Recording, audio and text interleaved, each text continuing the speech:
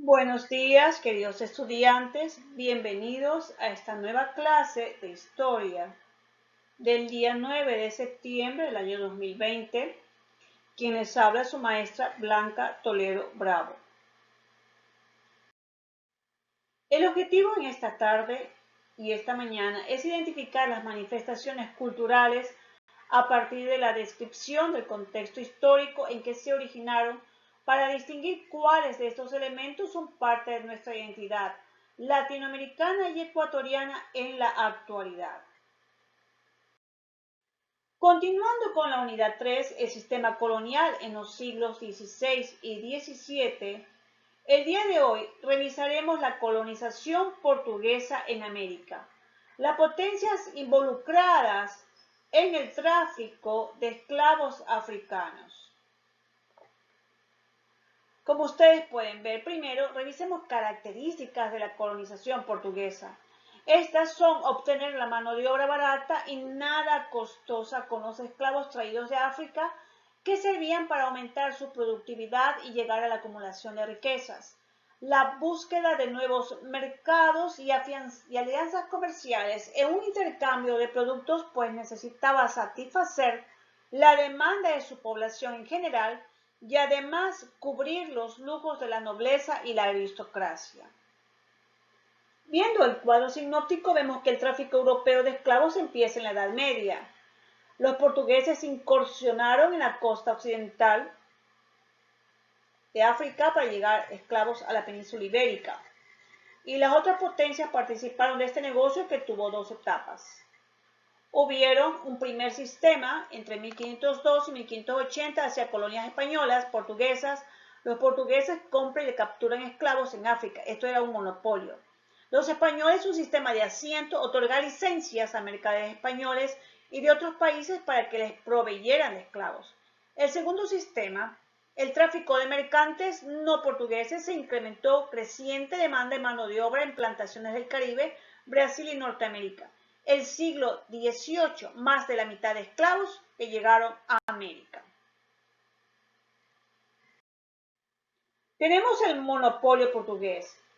El tráfico de africanos esclavizados por parte de los europeos se remonta a la Edad Media, cuando los portugueses incursionaron en la costa occidental de África para llevar esclavos a la península ibérica. Aunque fueron los lusos quienes lo iniciaron y masificaron, otras potencias europeas participaron del tráfico de esclavos, actividad que suele dividirse en dos sistemas o etapas. Pues este monopolio, el tráfico africano por parte de los europeos, se remonta a la Edad Media. Como podemos ver, incursionan en la costa occidental de África para llevar esclavos a la península ibérica. ¿Cuál es el concepto de este monopolio? Consistía en que los habitantes de América hispana solo podían comerciar con barcos españoles autorizados. Tenían prohibido hacerlo con otras naciones. La casa de contratación tenía a su cargo el monopolio y organizaba el comercio con América por medio de un sistema de flotas y galeones. Se trataba de un conjunto de barcos que traían las mercancías a América, luego volvían a España con el tesoro real y los productos americanos, acompañados de barcos de guerra que los protegían de los piratas y corsarios. Pues la corona se aseguró que América no comercializara con otros reinos por medio de este monopolio. El sistema de flotas, las flotas utilizaban rutas específicas entre Europa y América. Vamos a observar aquí los dos sistemas atlánticos. Como ustedes pueden ver, el primer sistema atlántico se desarrolló entre 1502 y 1580. El tráfico de esclavos estaba dirigido principalmente hacia las colonias de España y Portugal. Los portugueses realizaban el proceso desde la compra o captura del esclavo en África por sí mismos y llegaron a tener casi un monopolio en el mercado atlántico de esclavos, mientras los españoles utilizaron el sistema de asientos otorgando licencias a mercantes españoles y de otros países, portugueses, holandeses, ingleses y franceses, para que les proveyeran esclavos. En el segundo sistema, el tráfico por parte de los mercantes no portugueses se incrementó la demanda de mano de obra para las plantaciones en el Caribe, Brasil y Norteamérica. Se calcula que más de la mitad de los esclavos que llegaron a América durante el segundo sistema lo hizo en el siglo XVIII. Tenemos aquí una pequeña síntoma de lo que significa síntesis de los sistemas atlánticos. El comercio atlántico de esclavos suele dividirse en dos eras conocidas respectivamente como el primer y segundo sistema atlántico. En el primer sistema atlántico se desarrolla en los años 502 a 1580. El tráfico de esclavos se daba hacia las colonias de España y Portugal, pues los portugueses realizaban el proceso de la captura o compra del esclavo en África. Llegaron a tener un monopolio que el mercado atlántico de esclavos. Se calcula que más de la mitad de los esclavos que llegaron a América en el segundo sistema, es decir, en el siglo XVIII. El segundo sistema, pues, es el tráfico por parte de mercaderes no portugueses que se incrementó y satisfació la demanda de mano de obra por las plantaciones. En cuanto a los españoles, usaron el sistema de asiento, otorgando licencias a mercantes españoles y de otros países para proveer esclavos. En cuanto a la literatura que se desarrolló a base de este sistema de esclavos, encontramos que existe una extensa obra literaria desarrollada a partir del siglo XVIII, la mayoría de la cual relata vivencias reales y testimonios de esclavos que aportan datos sobre la realidad de los esclavos africanos en América durante la colonia. Esta literatura tiene tres expresiones diferentes: relatos de redención religiosa, relatos para inspirar el abolicionismo y cuentas de progreso. Una de las obras más representativas a escala mundial es La cabaña del tío Tom, escrita por Harriet Beecher Stowe y publicada en 1852. Latinoamérica cuenta con una gran producción literaria con esta temática. Pobre Negro, en 1937, de Rómulo Gallegos, es una obra que transmite las costumbres, tradiciones y sufrimientos de los esclavos provenientes del África.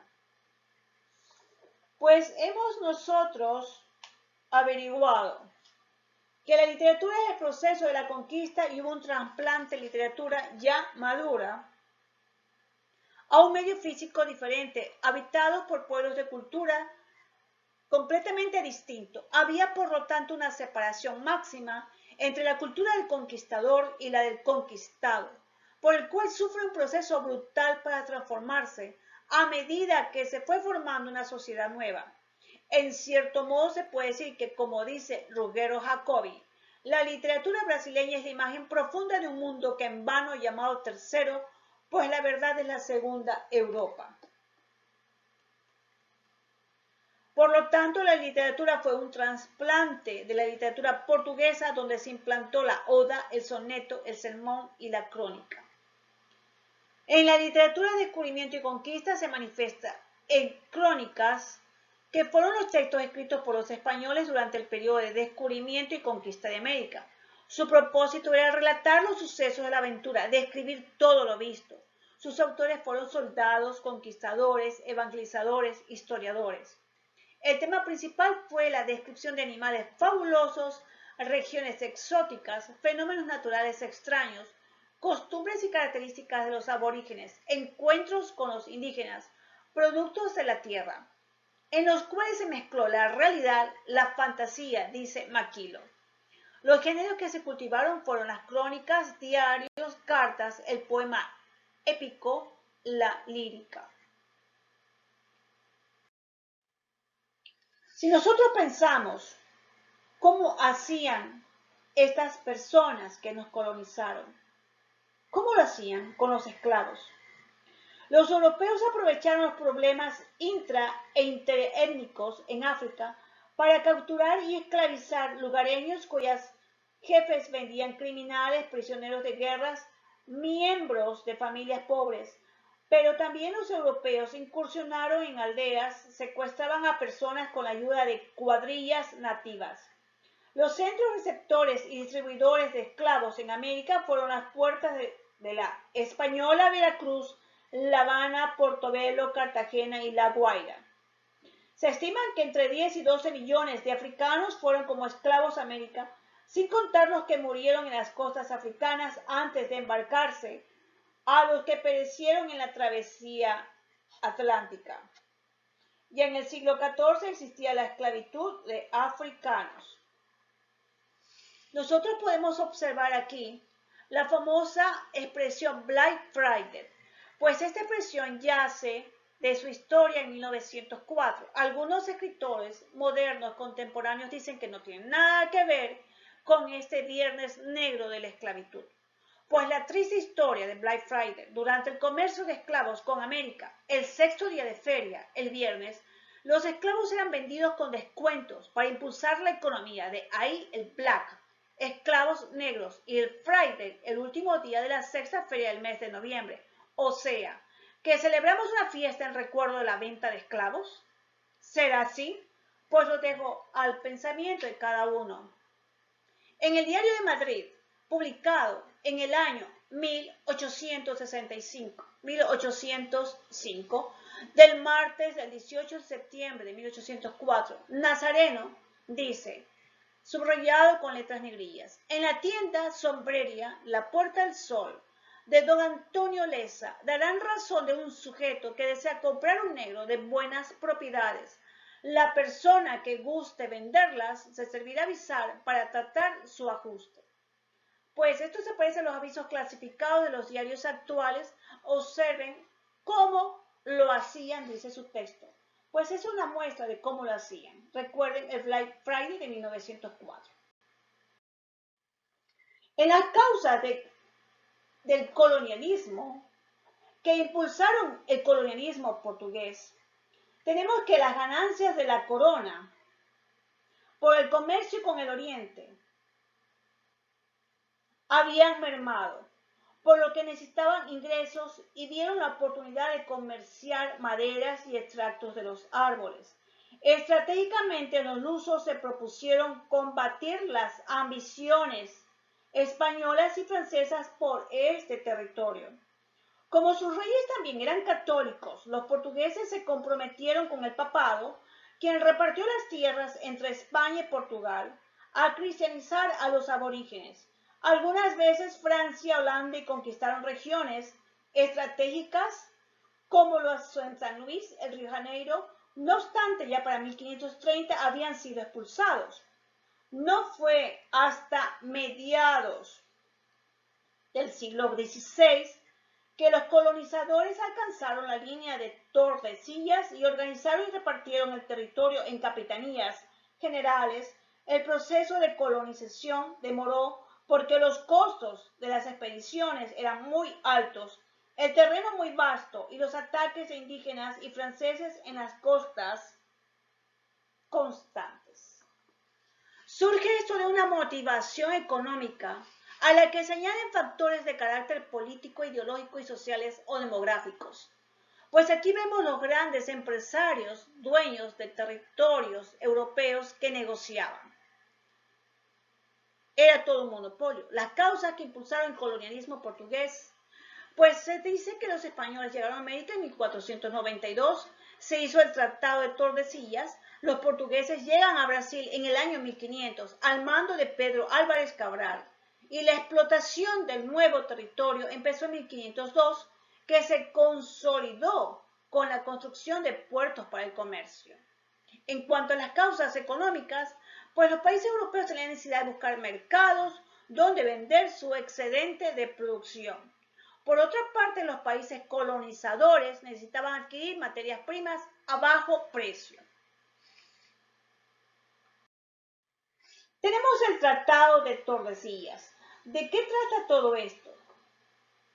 Que se haga y se asigne por el dicho océano una raya o línea derecha de polo a polo, del polo ártico al polo antártico, que es de norte a sur, lo cual raya o línea de señal se haya de dar y de derecha, como dicho, esté a 370 leguas de las islas del Cabo Verde, para la parte del poniente por grados o por otra manera como mejor y más presto se pueda dar, de manera que no será más, y que todo lo que hasta aquí tenga hallado y descubierto de aquí en adelante, pues se hallase, descubriere por el dicho señor rey de Portugal y por sus navíos, así islas como tierra firme, Desde la dicha raya arriba, dada en la forma susodicha, yendo por la dicha parte de levante, dentro de dicha raya a la parte de levante, o de norte a sur de ella, tanto que no sea atravesado la dicha raya, que esto sea y que pertenezca a dicho rey de Portugal y a sus sucesores para siempre jamás. Esto es un extracto del Tratado de Tordesillas. Como ven, su literatura yace en un sistema jurídico de aquella cultura y época competente al año que nos estamos refiriendo. Pues este tratado es un compromiso entre reyes de España y el rey Juan II de Portugal, que repartió las zonas de navegación y la conquista del Océano Atlántico del Nuevo Mundo mediante un meridiano situado a 370 leguas. Como ustedes observan, en esta época ya estaba dividido el mundo en líneas meridianas, ¿ok? Pues para evitar los conflictos de intereses entre ambos países.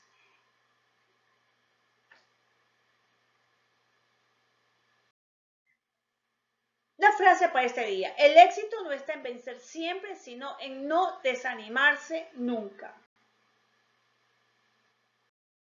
A continuación, en los anexos les dejo un video sobre el Tratado de Tordesillas en minutos. Siempre les aconsejo que por favor lean su libro de historia. Tengan todos ustedes un bendecido día.